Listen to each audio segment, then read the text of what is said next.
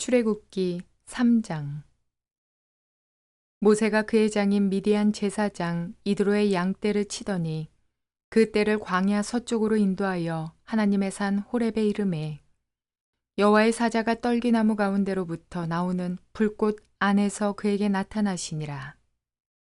그가 보니 떨기나무에 불이 붙었으나 그 떨기나무가 사라지지 아니하는지라. 이에 모세가 이르되 내가 돌이켜 가서 이 큰 광경을 보리라. 떨기나무가 어찌하여 타지 아니하는고 하니 그때에 여호와께서 그가 보려고 돌이켜 오는 것을 보신지라. 하나님이 떨기나무 가운데서 그를 불러 이르시되 모세야 모세야 하시매 그가 이르되 내가 여기 있나이다. 하나님이 이르시되 이리로 가까이 오지 말라. 네가 선 곳은 거룩한 땅이니 네 발에서 신을 벗으라. 또 이르시되 나는 네 조상의 하나님이니 아브라함의 하나님, 이삭의 하나님, 야곱의 하나님이니라. 모세가 하나님 배우기를 두려워하여 얼굴을 가리매 여호와께서 이르시되 내가 애굽에 있는 내 백성의 고통을 분명히 보고 그들이 그들의 감독자로 말미암아 부르짖음을 듣고 그 근심을 알고 내가 내려가서 그들을 애굽인의 손에서 건져내고 그들을 그 땅에서 인도하여 아름답고 광대한 땅, 젖과 꿀이 흐르는 땅, 곧 가나안 족속, 헷 족속, 아모리 족속, 브리스 족속, 히위 족속, 여부스 족속의 지방에 데려가려 하노라. 이제 가라. 이스라엘 자손의 부르짖음이 내게 달하고 애굽 사람이 그들을 괴롭히는 학대도 내가 보았으니 이제 내가 너를 바로에게 보내어 너에게 내 백성 이스라엘 자손을 애굽에서 인도하여 내게 하리라. 모세가 하나님께 아뢰되 내가 누구이기에 바로에게 가며 이스라엘 자손을 애굽에서 인도하여 내리이까. 하나님이 이르시되 내가 반드시 너와 함께 있으리라. 내가 그 백성을 애굽에서 인도하여 낸 후에 너희가 이 산에서 하나님을 섬기리니 이것이 내가 너를 보낸 증거니라. 모세가 하나님께 아뢰되 내가 이스라엘 자손에게 가서 이르기를 너희의 조상의 하나님이 나를 너희에게 보내셨다 하면 그들이 내게 묻기를 그의 이름이 무엇이냐 하리니 내가 무엇이라고 그들에게 말하리이까. 하나님이 모세에게 이르시되 나는 스스로 있는 자이니라. 또 이르시되 너는 이스라엘 자손에게 이같이 이르기를 스스로 있는 자가 나를 너희에게 보내셨다 하라. 하나님이 또 모세에게 이르시되 너는 이스라엘 자손에게 이같이 이르기를 너희 조상의 하나님 여호와 곧 아브라함의 하나님, 이삭의 하나님, 야곱의 하나님께서 나를 너희에게 보내셨다 하라. 이는 나의 영원한 이름이요 대대로 기억할 나의 칭호니라. 너는 가서 이스라엘의 장로들을 모으고 그들에게 이르기를 여호와 너희 조상의 하나님, 곧 아브라함과 이삭과 야곱의 하나님이 내게 나타나 이르시되 내가 너희를 돌보아 너희가 애굽에서 당한 일을 확실히 보았노라. 내가 말하였거니와 내가 너희를 애굽의 고난 중에서 인도하여 내어 젖과 꿀이 흐르는 땅, 곧 가나안 족속, 헷 족속, 아모리 족속, 브리스 족속, 히위 족속, 여부스 족속의 땅으로 올라가게 하리라 하셨다 하면 그들이 내 말을 들으리니 너는 그들의 장로들과 함께 애굽 왕에게 이르기를 히브리 사람의 하나님 여호와께서 우리에게 임하셨은즉 우리가 우리 하나님 여호와께 제사를 드리려 하오니 사흘길쯤 광야로 가도록 허락하소서 하라. 내가 아노니 강한 손으로 치기 전에는 애굽 왕이 너희가 가도록 허락하지 아니하다가 내가 내 손을 들어 애굽 중에 여러 가지 이적으로 그 나라를 친 후에야 그가 너희를 보내리라. 내가 애굽 사람으로 이 백성에게 은혜를 입히게 할지라. 너희가 나갈 때에 빈손으로 가지 아니하리니 여인들은 모두 그 이웃 사람과 및 자기 집에 거류하는 여인에게 은폐물과 금폐물과 의복을 구하여 너희의 자녀를 꾸미라. 너희는 애굽 사람들의 물품을 취하리라. 좋은 날입니다. 성령님께서 오늘도 여러분의 심령 가운데 큰 은혜와 평강으로 함께 해주시기를 주님의 이름으로 축복하여 드립니다. 오늘은 출애굽기 3장 말씀을 통해서 하나님께서 당신을 찾아오실 때 무슨 일이 일어나는지 아십니까? 라는 제목으로 말씀을 드리려고 합니다. 하나님께서 인간을 찾아오실 때는 목적이 있습니다. 그 목적을 이루기 위해서 인간을 찾아오시는 것입니다. 물론 때로는 하나님께서 심판을 위해서 인간을 찾아오실 때도 있을 것입니다. 그러나 성경 전체를 통해서 살펴볼 때 하나님께서 그가 어떤 일을 행하실 때, 어떤 뜻을 가지고 있을 때 사람을 통해 일하신다는 걸 알 수가 있습니다. 그래서 사람을 찾아오십니다. 하나님께서 이렇게 자신의 거룩한 뜻을 이루기 위해서 사람을 찾아올 때 일어나는 몇 가지 패턴이 있습니다. 일들이 있습니다. 오늘 하나님께서 모세를 찾아오셔서 내 백성을 애굽에서 인도하여 내라. 내가 약속한 땅 가나안 땅으로 그들을 인도하라. 이와 같은 말씀을 주실 때, 이와 같은 사명 부르심을 주실 때 모세에게 무슨 일이 일어났을까요? 모세는 어떤 감정이었을까요? 한번 그 부분을 살펴보기를 원합니다. 첫 번째 부분, 오늘 성경에 보니까 특별히 1절부터요 한번 살펴봅시다.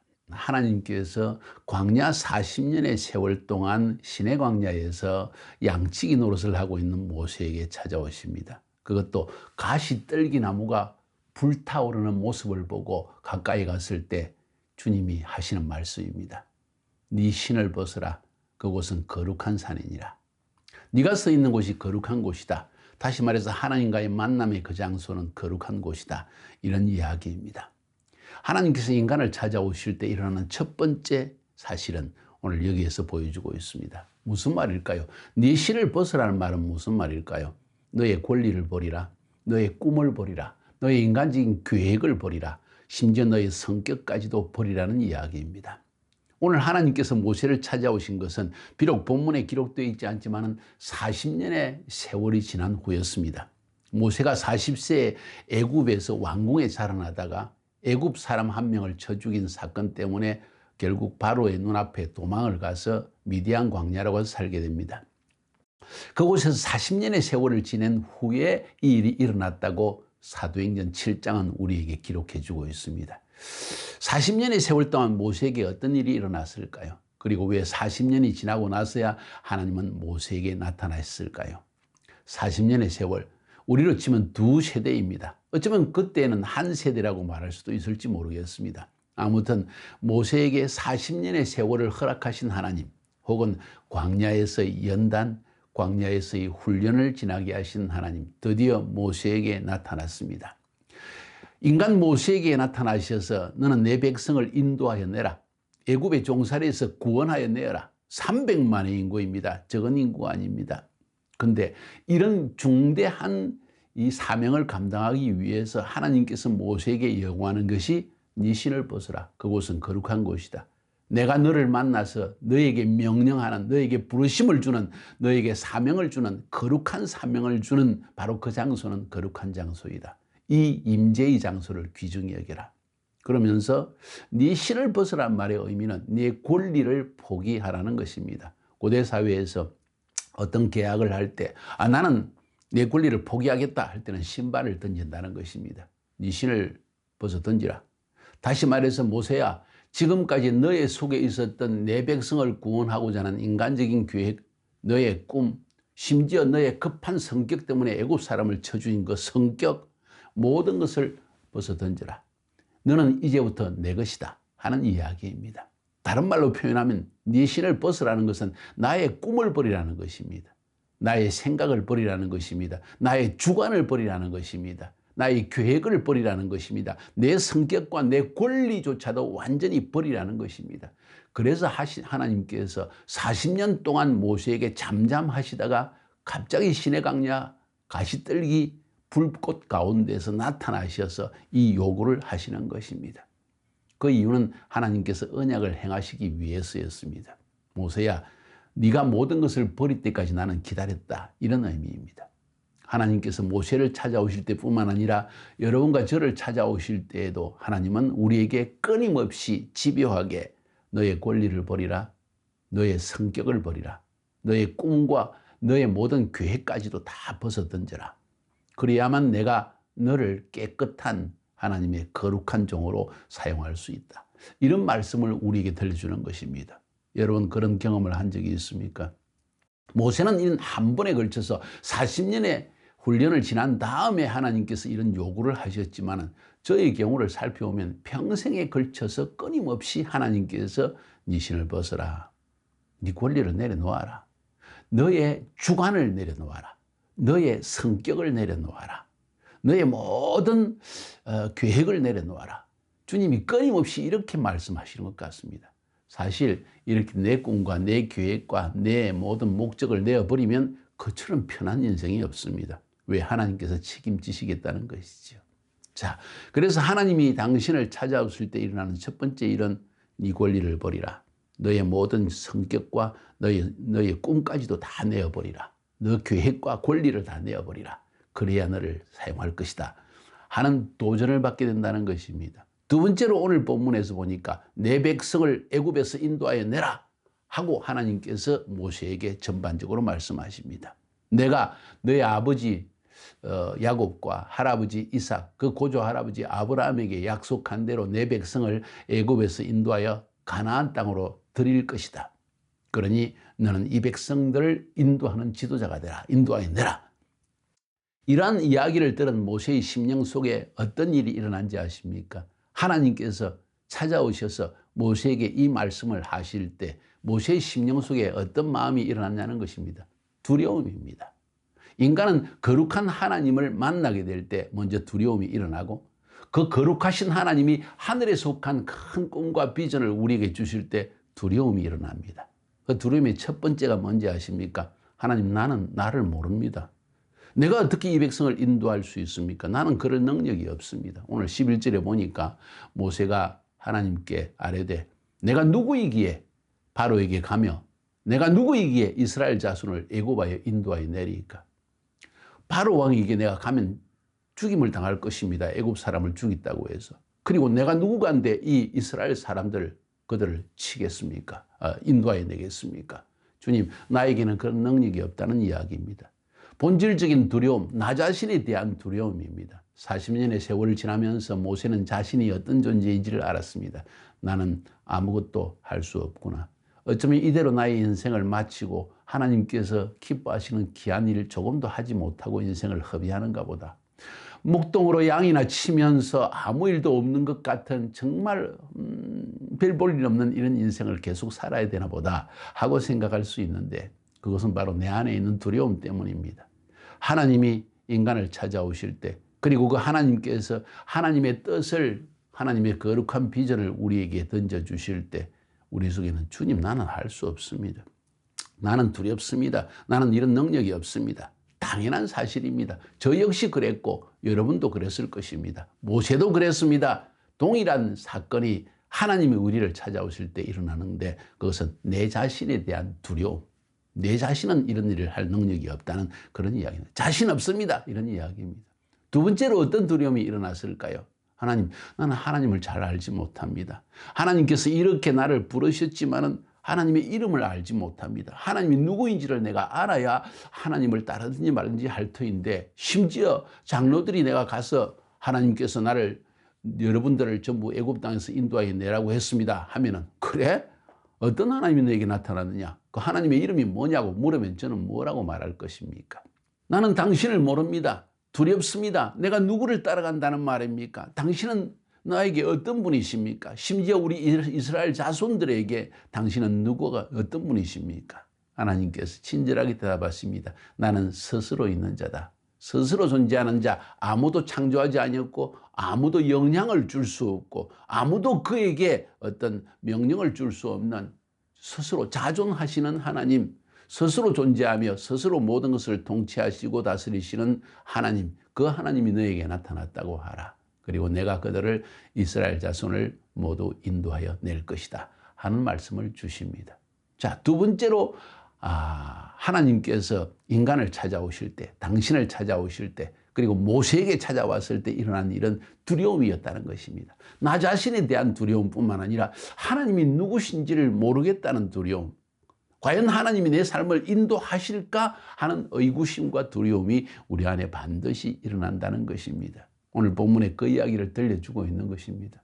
세 번째로 하나님께서 오늘 본문에서 우리에게 인간을 찾아오실 때 행하시는 일은 세 번째로 우리에게 일어나는 일은 내가 인도하여 낼 것이다. 두려워하는 것을 안심시키십니다. 내가 인도할 것이다. 네가 아니라 내가 행하는 것이다. 오늘 본문에 볼까요? 19절부터 22절까지 보니까 이런 두려워하는 모세에게 권리를 포기하라고 종용하는 하나님께서 이렇게 말씀하십니다.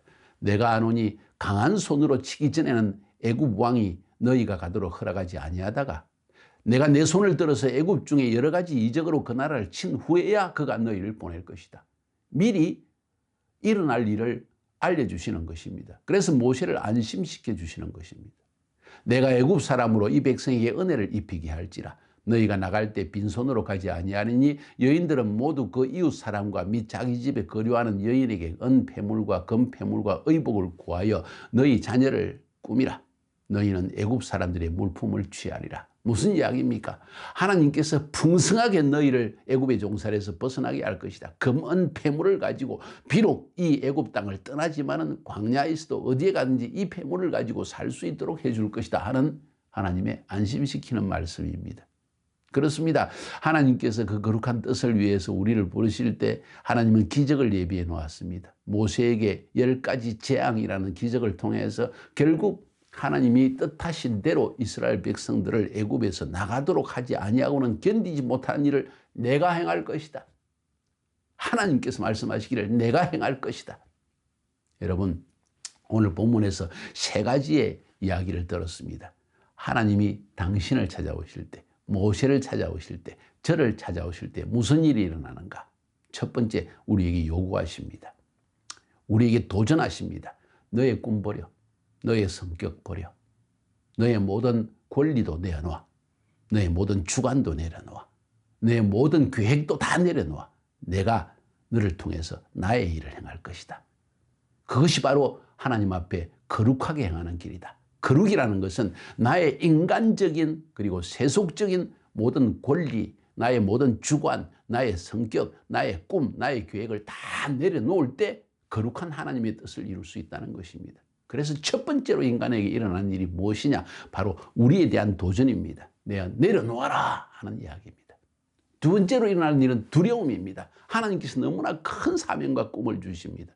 내 백성을 애굽에서 인도하여 내라고 말씀하시는 것입니다. 어떻게 인간이 그 일을 할 수 있겠습니까? 300만을 인도하여 내는 일을 어떻게 감당할 수 있습니까? 40년 동안 광야에서 썩었습니다. 마치 이대로 내 인생을 마칠 것 같았습니다. 그런데 하나님께서 말씀하시기를 그들을 인도하여 내라.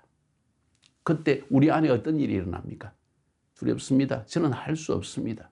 저는 두렵습니다. 저는 할 수 없을 것 같습니다. 자신이 없습니다. 두 번째로, 하나님 정말 당신을 따라가도 될까요? 당신은 누구십니까? 이스라엘 백성들이 당신이 누구냐고 묻는다면 나는 뭐라고 대답할까요? 이런 두려움이 일어납니다. 나 자신에 대한 두려움, 하나님에 대한 의구심, 두려움, 과연 하나님이 그렇게 인도하실까 하는 두려움, 그 하나님이 누군지를 알지 못하는 두려움, 이름을 안다는 것은 그분을 안다는 것입니다. 결국 우리 인생에 하나님을 알아갈수록 우리 마음속에 평안이 깃들며 하나님을 알아갈수록 마음에 안심한 안도감이 일어나는 법입니다. 그 하나님을 알아가지 않겠습니까? 세 번째로, 이런 꿈을 주시고 두려워하는 모세에게 하나님이 말씀하시기를 내가 인도하여 낼 것이다. 미리 미래의 일을 가르치십니다. 그리고 안심시켜 주십니다. 내가 행한다 모세야. 너의 힘으로 하는 거 아니야. 내가 바로 왕의 마음을 움직여서 10가지 재앙을 통해서 내 백성을 내보내지 않으면 안 되도록 만들어 놓을 것이다. 심지어 나갈 때 애굽 사람들이 검은 폐물을 너희들에게 안겨줄 것이다. 어린아이들까지도 검은 폐물로 온몸을 치장하여 나갈 수 있게 할 것이다. 부유하게 만들어 너희를 보화를 주어서 부유하게 만들어서 애굽 땅을 나가게 할 것이다. 걱정하지 마라. 내가 행한다. 세 번째로 하나님이 말씀하시며 우리 안에 행하는 일은 우리를 안심시키는 일이라는 것입니다. 내가 행한다. 자, 이것이 사람이 하나님을 만날 때 일어나는 일입니다. 사람이 하나님을 만날 때 일어나는 일, 첫 번째, 하나님께서 네 권리를 포기하라. 네 성적을 내려놓아라. 네 꿈을 내려놓아라 하는 첫 번째 하나님의 도전. 두 번째, 내 안에 일어나는 두려움. 세 번째, 하나님이 주시는 안심. 이 일이 모든 사람에게 일어납니다. 여러분에게도 저에게도 일어날 것입니다. 그 과정을 거친 자만이 하나님께서 부르신 그 길을 걸어갈 수 있는 것입니다. 오늘 본문을 다시 한번 살펴보시고 제가 핵심적으로 말씀드린 이 세 가지 요소. 하나님께서 당신을, 인간을, 모세를 찾아오실 때 어떤 일이 일어나는지 한번 깊이 살펴보시고 그것을 나의 삶에 한번 적용시켜 보시기 바랍니다. 그리고 옆에 사람과 함께 이 부분에 대해서 대화를 나눠보시고 기도하시기 바랍니다. 하나님, 나는 두려움이 있어서 그래서 주님의 명령에 순종하지 못했습니다. 하나님, 정말 하나님 주시는 약속의 말씀을 저는 굳게 붙들기를 원합니다. 하는 이 본문의 말씀을 붙들고 기도함으로 주님, 오늘 이 말씀 속에 일어나는 일이 여러분에게도 일어날 수 있기를 주님의 이름으로 축복하여 드립니다. 승리합시다.